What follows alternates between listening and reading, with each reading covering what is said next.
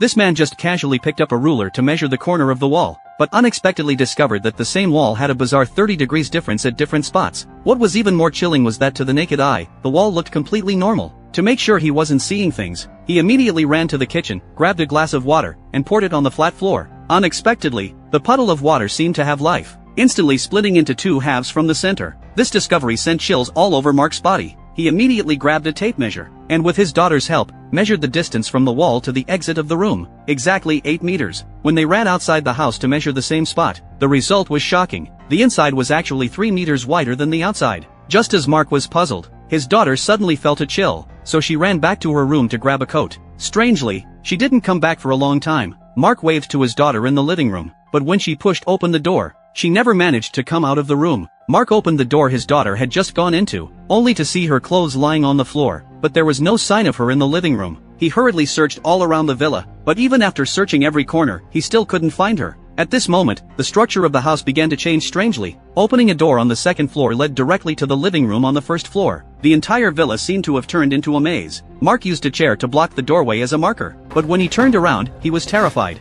The hallway had suddenly stretched out for dozens of meters. He finally found the study, and in front of him appeared a strange door. His instinct told him his daughter was behind it, but as soon as he stepped inside, the door behind him closed automatically. Outside the door, he heard his daughter scream. He immediately kicked the door open, only to find himself back in the living room on the first floor, with the chair he had knocked over still lying on the ground. Fortunately, he found his daughter on the stairs, frightened but unharmed. When he contacted the local shop owner to borrow a car, the reply left him in despair. "You will never be able to leave here.